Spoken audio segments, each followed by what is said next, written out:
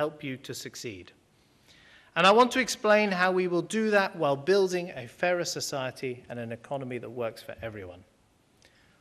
I believe that enterprise needs three things above all. First, the sunlight of confidence and stability, instead of living in the shadow of debt and uncertainty. You need to know that the government is controlling spending, dealing with its debts, so that you are not hit by ever higher taxes and ever higher interest rates. Second, the freedom to compete. You might have the best product in the world, but how can you win that order when the taxes you pay and the regulation you face price you out of the market? And third, the raw materials to succeed.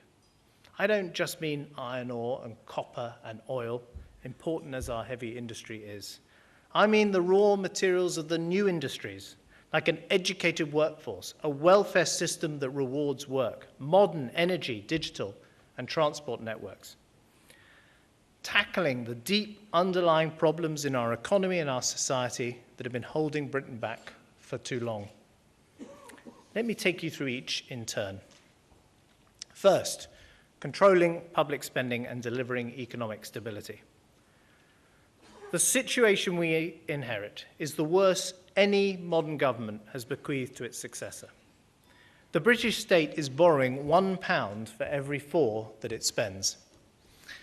Sitting at my first ECOFIN Council meeting yesterday in Brussels, I was very conscious, very, very conscious, that I represented the country with the biggest budget deficit of any of the 27 sitting round that table, including Greece, including Ireland. That is a heavy responsibility, but it's a challenge that we are determined to meet. And having mentioned it, and since Helen mentioned it as well, let me tell you my approach to Europe.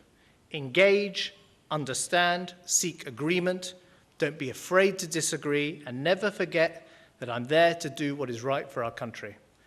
And I hope people note that at my first ECOFIN, I arrived early, I stayed to the end, unlike some of my predecessors.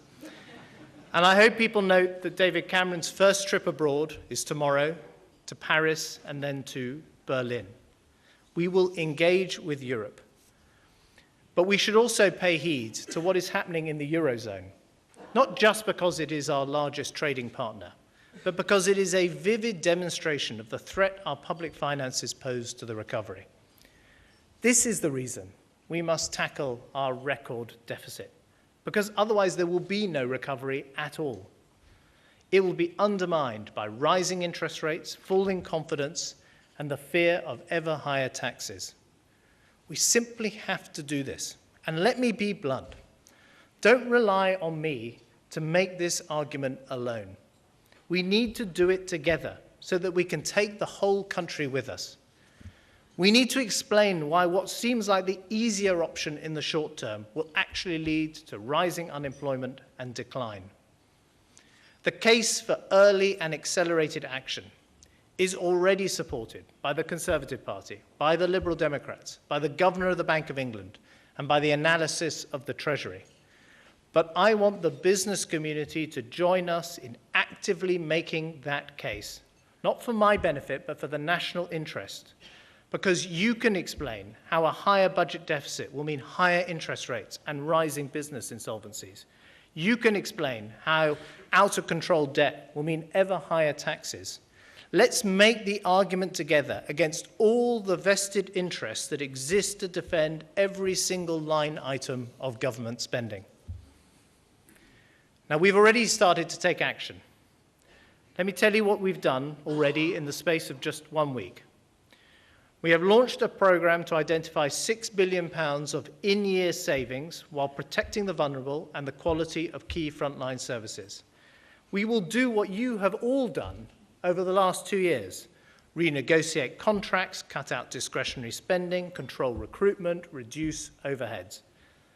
£6 billion represents less than 1 in every £100 that the government spends. Show me the business that has not cut its costs by more than that in the last 2 years. In addition, we have started a review of all the spending decisions taken since the beginning of the year.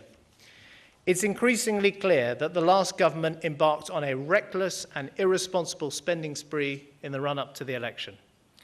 Their attitude was summed up in that letter that the former Labour Chief Secretary, Liam Byrne, left on the desk for his successor.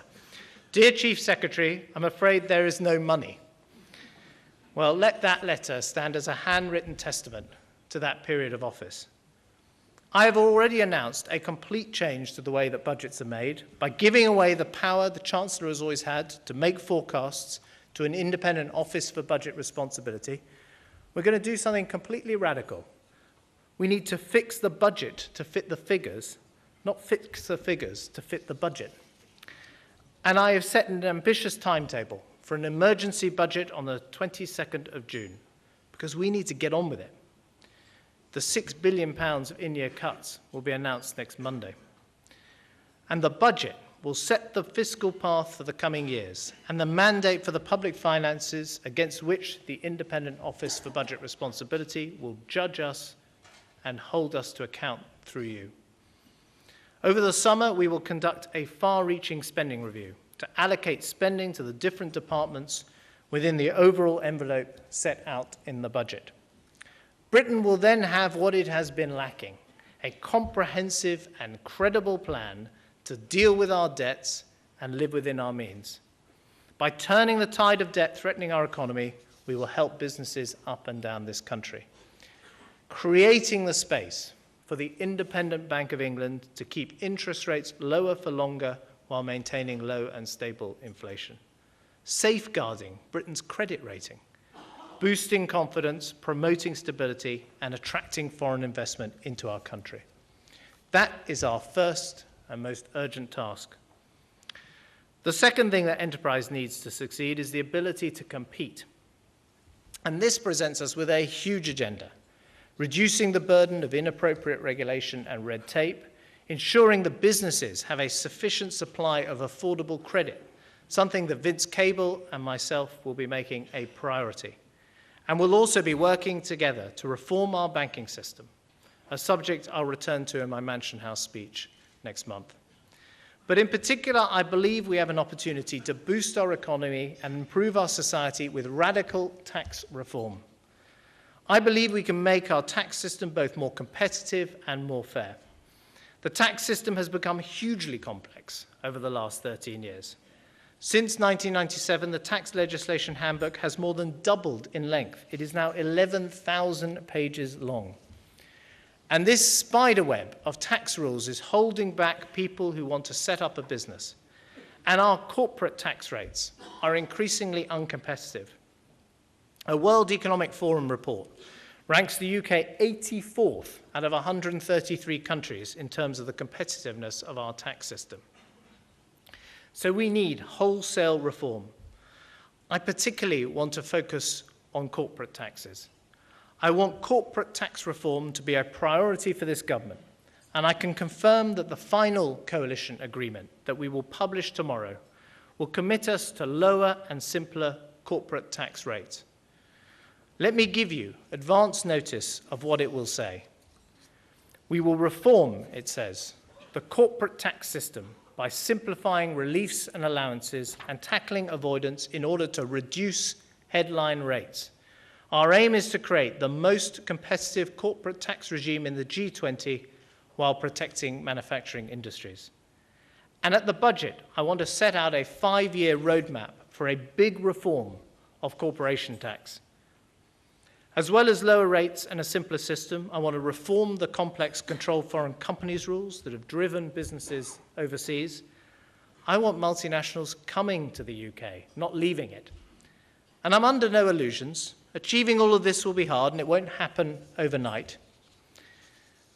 But let us work together for the long term, because ultimately all of Britain's businesses will be winners if we succeed in this agenda. Of course, reforming corporation tax is not the only goal. I want Britain to be the easiest place in the world to start a business. I want to do everything we can to support small companies. And I want to help new businesses by abolishing employers' national insurance contributions on the first 10 jobs they create. But as well as making the tax system more competitive, we need to make it fairer. When times are difficult,